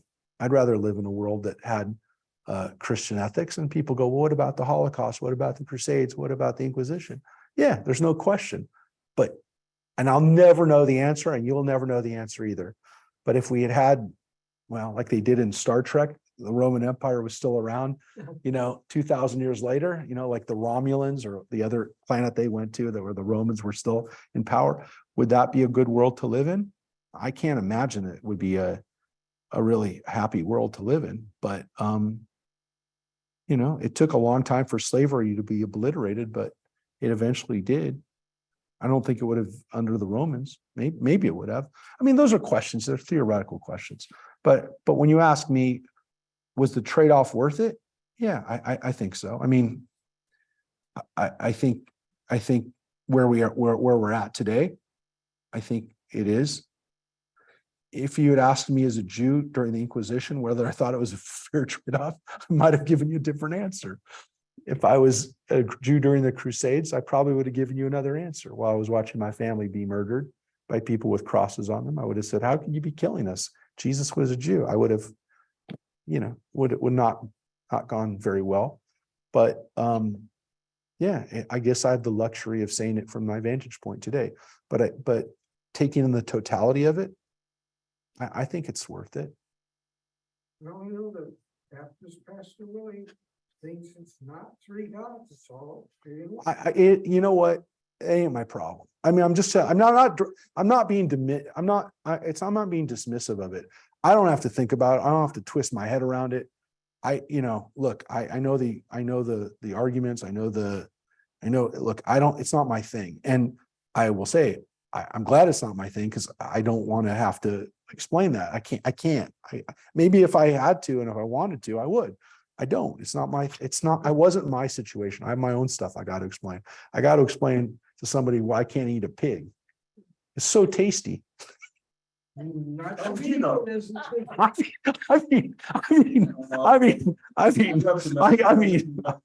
do. So I don't know. I liked it. I mean, you just smell it. It's, and whatever. Anyways, I don't have to trust you, John. But I'm going to tell you, I got my own stuff I got to defend, but I don't have to defend and I don't have to explain the Trinity, but I don't. I will tell you, this is not my issue. I do think that the world is a better place because it has the Bible. And the fact that, we have people in our midst right now in this room right here who are holding a Bible that was a family Bible, or is that a Bible that they read at church or whatever, that's a wonderful thing. I don't know. I mean, that's my reductive, my way of understanding that. Not if their belief of how they treat them. That would be true too, right? But is it informed by our Bible, right? The Holocaust. So, am I wrong? I don't remember it being religious. No, though, listen, John, if you go to Yad Vashem, which you've been to, the first few rooms you go into that, it's pre-Nazi anti-Semitism. And there is a line, and Christian anti-Semitism was the bedrock of what the Nazis built on. They didn't get their anti-Semitism from nowhere, right? There had been two millennia of Christian anti-Semitism that we had to deal with. And the Nazis built on that. The places that they were the most effective at killing Jews, especially places like Poland and Lithuania and Ukraine, those weren't Protestant for the most part countries. Those were Catholic and Eastern Orthodox countries.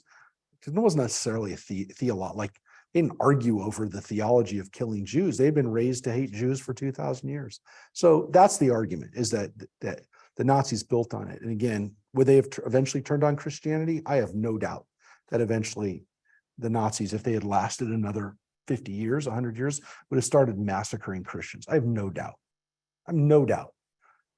But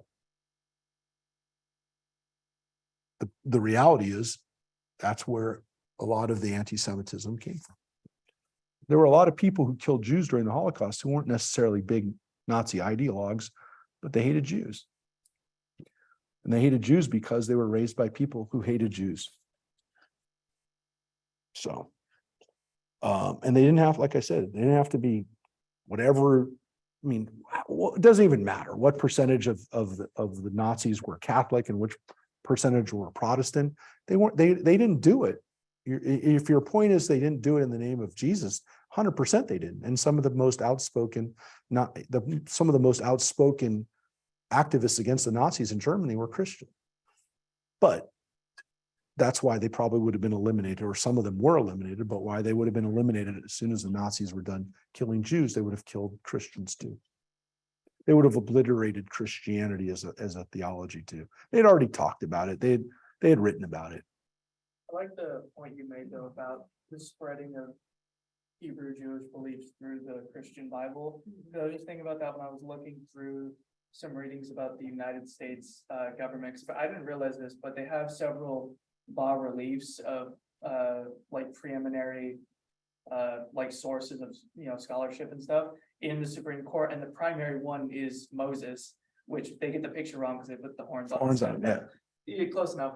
But then also because, also because I think it was a letter that Washington had penned. He had said like no one had done more to push forward the rights of man than the Hebrews, and Moses in particular.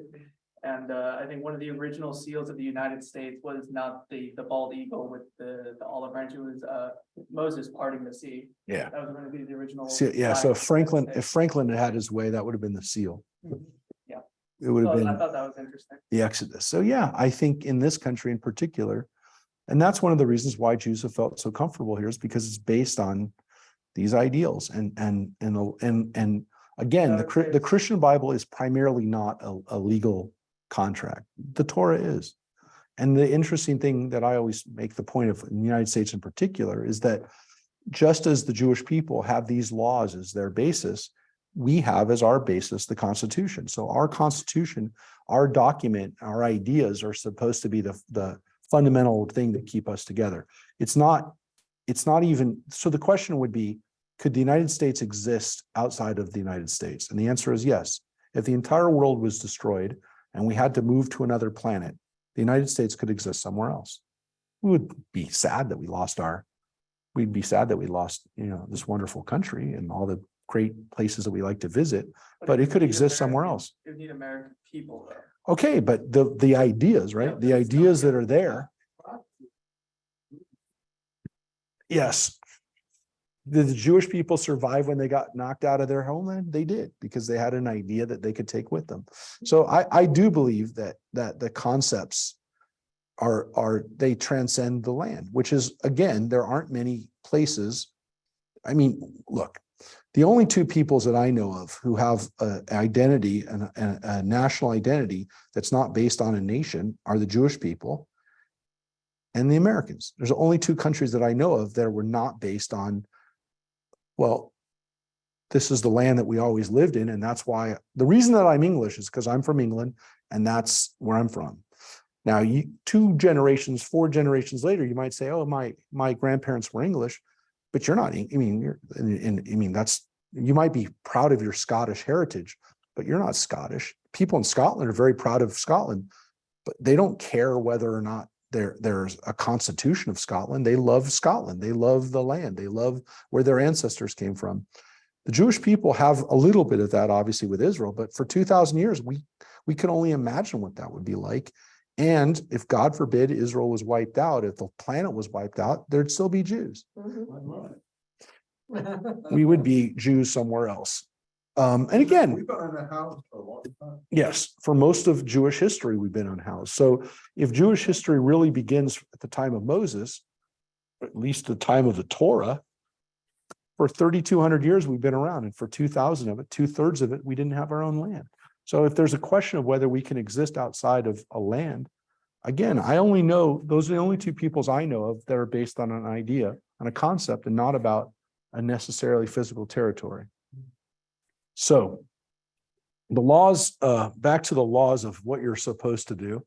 If your brother or your mother's son, which again would be like maybe your half brother, or your son or a daughter or the wife of your bosom or your closest friend entices you in secret, saying, come, let us worship other gods whom neither you nor your ancestors experienced, from gods amongst the peoples around you, either near to you or distant, right? It might even be really far away gods. Anywhere from one end of the earth to the other, do not assent or give heed to any of them. Show no pity or compassion, and do not cover up the matter, but take that person's life. Let your hand be the first to put that person to death, followed by the hand of the rest of the people. So stone that person to death for having sought to make you stray from your God Adonai, who brought you to the land of Egypt out of the house of bondage.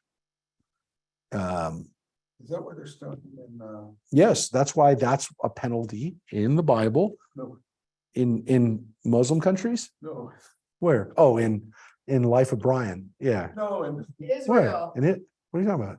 Alright, so show me. you should have. No, the 15,000. Oh, no. Oh, yeah. You're talking about the history of the world. No, they don't stone him though. No, Life of Brian, they start. No, in Life of Brian, they start stoning that's the it. guy. That's the one I showed you. No, yeah, blasphemy and worshiping other gods and those kinds of things are those are stoning penalties. So,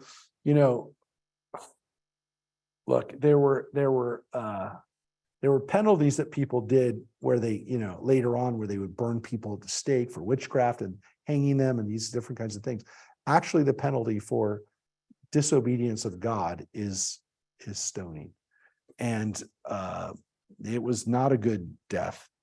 And it says that you're the first person who actually roots this out, even if it's your own family, even if it's your own wife. Some of you are looking for justifications for murder. No, it is not okay to do this today. I would say you're not, he's just following the Torah. Well, but in all fairness, right? It's heavy, right? He went to the rabbi, he didn't go to the Russians. Yeah, but you don't have a,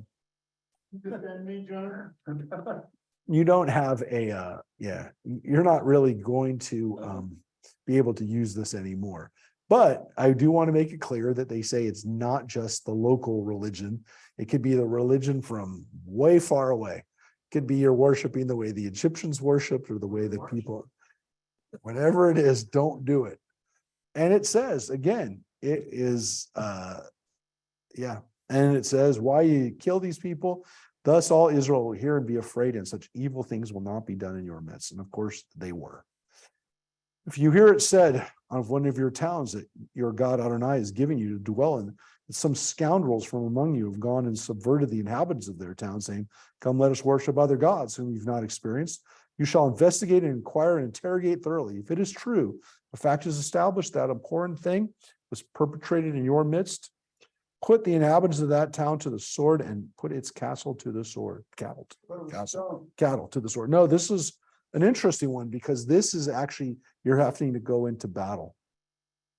So you can't round up these people and stone them. Well, I guess you could, but you'd have to capture them first. So what do? You destroy it. You destroy everything. Gather all its spoil in the open square and burn the town and all its spoil as a holocaust. We don't like that word, right? We don't like using that word, but this is the word that is used, which is usually, again, you look at it right here, in Olah. Well, it's the translation. It says you shall burn it in fire. And it says, didn't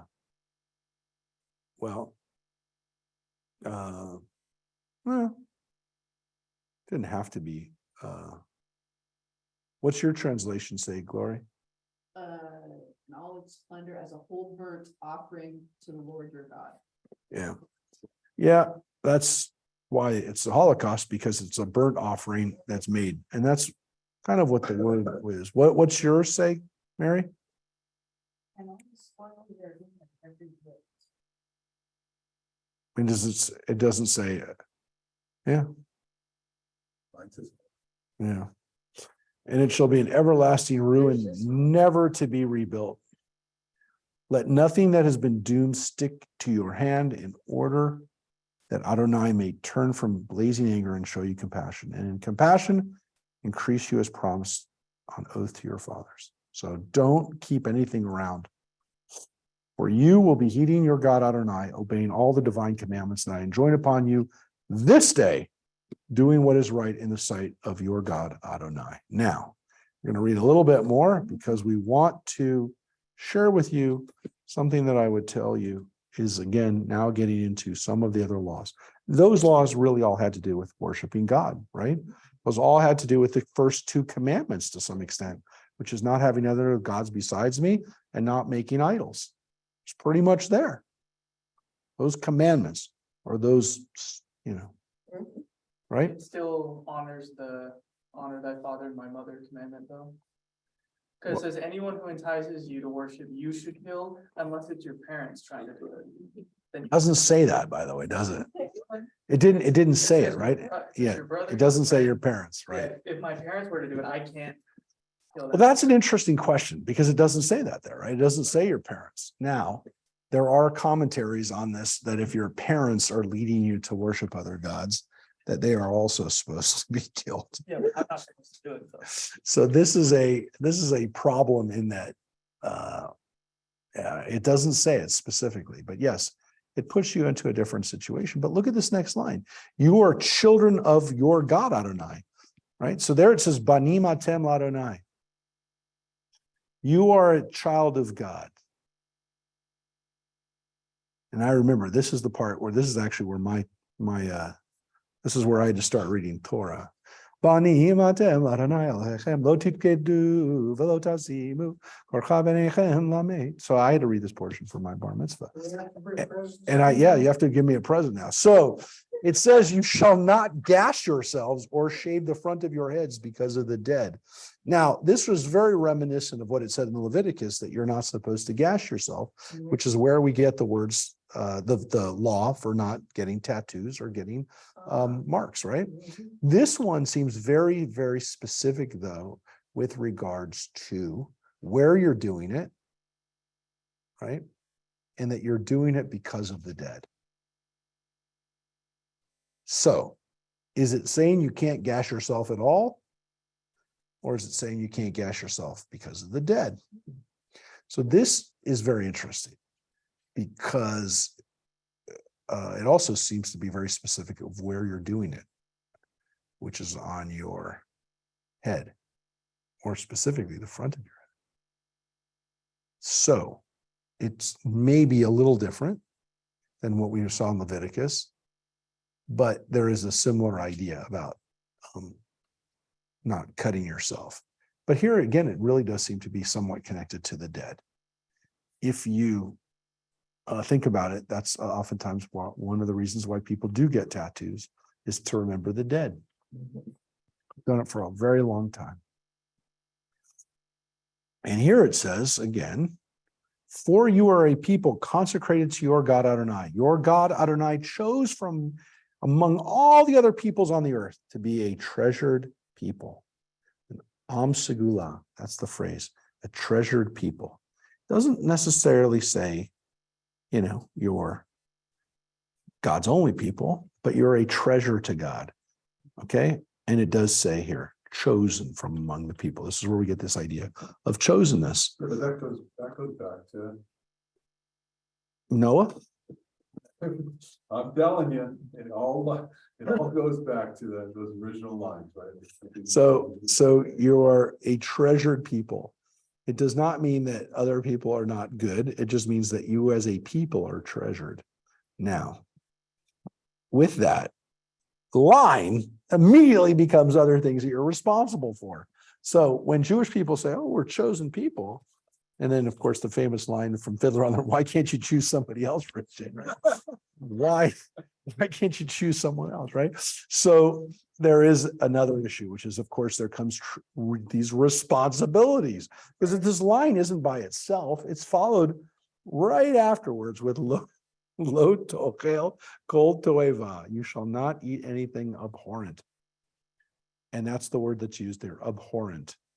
Doesn't say not kosher. They never use that word in the Bible. Kasher is not used. It's a Hebrew word.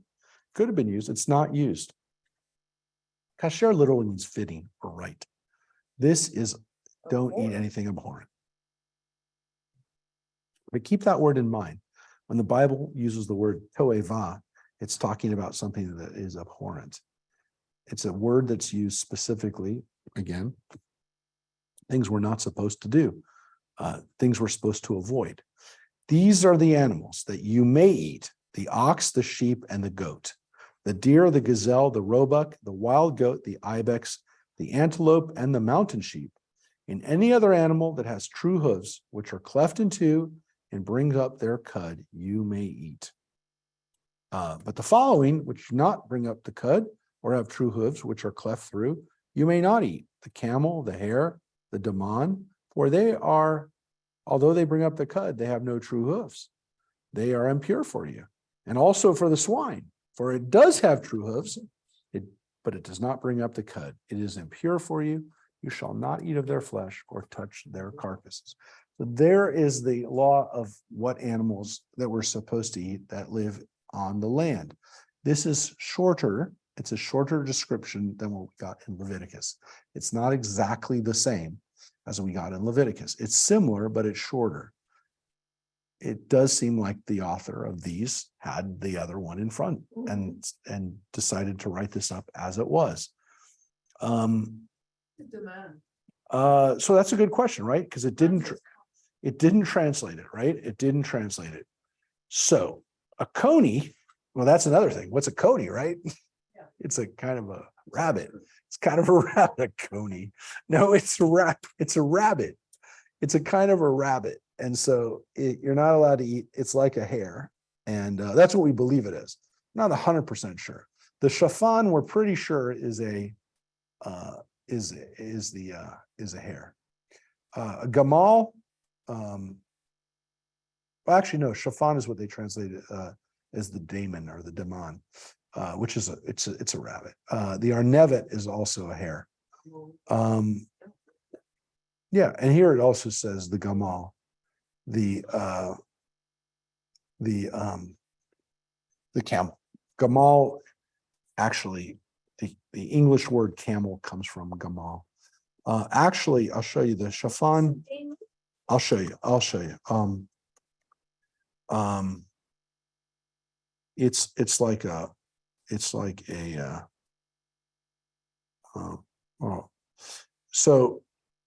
so this is one possibility. Coney, at least the way that they translate it here, is that it's this, if it's a coney. This is a coney. So who'd want to eat that? Who'd want to eat that? That's the coney. So that's one possibility. The other possibility is that the chiffon is this, which we have all over the place in Israel, which is a rock hyrax. So we call these are hyraxes. These we saw all over Israel, running around. Yeah. It looks like pretty though. Yeah, a little bit, right? And so these hyraxes can get pretty big though. And so it's possible that it's also one of these things. But these are definitely things that do not eat, they're ruminants. They chew their cud, but they don't have hooves. They have little beautiful paws. We're not allowed to eat them. And of course, the pig has cloven hoofs, but does not chew their cud, which is why pigs are especially tricky. And as we said before, why it's not good to be a pig. Not only are they pigs, right? We still say that in English, right? Pig means somebody who behaves in a certain way we say a chazer, right? Right. But it also, according to the rabbis, is it's a very nasty animal because he looks on the outside like he's kosher. And of course, he's so tasty, but you're not supposed to eat him. And so he's tricking you. And so the rabbi said that look at those pigs. They roll around and they show you their hooves as if to say, look, I'm kosher. And then you got to know they're not kosher. So he's tricking you with his showing your hooves. The only way you know that it's not kosher is if you cut it open. Don't eat it. So that's how they trick you. So don't be like a pig. A medical reason why you shouldn't eat something that doesn't chew their cud. I can't. Yeah. The reason is that if they chew their cud, they're vegetarian. Oh, They're only eating grass. They're only eating grass. Pigs are omnivores. They'll eat anything. oh, They're pretty Anything. violent. They'll eat anything. They're pretty violent. Wolves. They eat anything. They eat anything. The little bunny rabbits, they don't eat other. Correct. But they could eat anything. But the other thing is that generally speaking, any kind of thing like a rodent or those kind of things, they've been known to eat anything. So I think hyraxes, I think they can eat anything. So hyraxes they'll eat bugs and they'll eat animals and creatures. So, and mice, rats, they'll eat anything. I thought I remember there's also something I read somewhere about there, at least in the biblical times, obviously before they had a lot of biological sciences, they kind of realized that there's a high correlation between eating uncooked or improperly stored pork and various neurodegenerative. Yeah, diseases. that's what they said, that But that's why they trichinosis. which Yeah. is why they always warn you about eating uncooked pork, but no one ever says that about meat. I mean, sure, now with the preservatives in beef, there are hazards. If I were in the wild and I just killed a cow, skinned off some of the meat and ate it, I'd be fine. So the answer is that, again, if you eat animals that only eat vegetarian, that have a vegetarian diet, herbivores, you are going to be less likely to eat something else that was bad. Because if you eat something further up the food chain, you're eating everything that animal ate and everything that animal ate. And that you can see from this rules too. About what they used to do. And this is These of you may eat in the water. You may eat anything that has fins and scales. You may not eat anything that has no fins and scales. It is impure for you. That's it. So all it says about the fish is that it does not go into the full line. These lines of kashrut are 10 verses shorter than the ones in Leviticus, but it breaks it up into 3: land, sea, and then birds. Why? You may eat any pure bird, but the following you may not eat: the eagle, the vulture, and the black vulture, the kite, the falcon, and the buzzard of any variety, every variety of raven, the ostrich, the nighthawk, the seagull, and the hawk of every variety, the little owl, the great owl, and the white owl, the pelican, the bustard, and the cormorant, the stork, and every variety of heron, the hoopoe, and the bat. Those things you're not allowed to eat because, again, they all eat other stuff, other animals. They are all eater. They eat carrion. They eat animals. They eat fish. All of those animals eat some. You can get sick from eating them because you don't know what they eat. Well, then you have to scroll back up. and Fish. Why? Should it be amended that you can eat any fish outside the 3 miles zone? Look, the problem is there's so much pollution in the ocean now that the animals and the fish, we can't be really sure. No, it's true. So then it's really only somebody else was saying, so I know we're going to finish up with this right now. You may all winged swarming things are impure for you. They may not be eaten. You may only eat winged creatures. Now, I know you're going to say it right now. What about all those juicy locusts that we can eat? They're so good. They are in the Leviticus line. It says you can eat the locusts. Here, every bug is off limits. Not in Leviticus. Why? Why? It doesn't say. There were rules there that, again, probably they didn't expect for you to be looking at both of those things. Now, we're left with a slightly different list in the sense that this one is a little bit shorter, and it's a little bit, again, simplified, that it's land animals, water animals, and things that fly. And that's it. And there's not a lot of explanations. There's not a lot of stuff. And then look at this. This is where we're finishing. Zach, shut up. You shall not eat anything that has died a natural death. Give it to the stranger in your community, or you may sell it to the foreigner, for you are a people consecrated to your God Adonai. Don't eat a nevelah. Don't eat a dead animal. Don't eat a corpse. Don't eat something you find. No roadkill. And then it finishes with this famous line, Lo tevashel gedi bechale vimo. Don't boil a kid in its mother's milk. This is the 3rd time we've read this. Yes. 3rd time. This is the 1st time, though, we've read it connected to animals. In Leviticus, it doesn't say it after the animals. It doesn't say it. It says it in Exodus, and it says it again in Leviticus, but it doesn't say it here, which is interesting because the writer here of Deuteronomy wants to include it with the rest of the stuff. But it seems as though maybe originally it was much more of an issue of morality or of, again, ritual, of not behaving like the pagans. Here, they put it in with this. That was clearly intended. We're putting the laws of what you eat all together. And that is, again, not going to read it now, but the last few verses of this chapter are about other things that we eat, including, including the tithes. And what we will read next week is more of the laws, more of the laws that were given to us. And I will tell you, again, these are for the most part reinterpretations or restatements or summaries of laws that we had in Leviticus. And that's a very interesting thing because, again, as we're going to get to it next week, we're going to read the laws of the holidays. And keep in mind, as we read this, what's there and what's not there. So we'll come back, because if you only read Deuteronomy and you hadn't read the rest of the Bible, then you didn't wonder, what do we do? Are we doing the thing there? Well, not Hanukkah, but I'm talking about what else is there. You know what else is not there? I'm not gonna ruin it for you. Rosh Hashanah and Yom Kippur aren't there.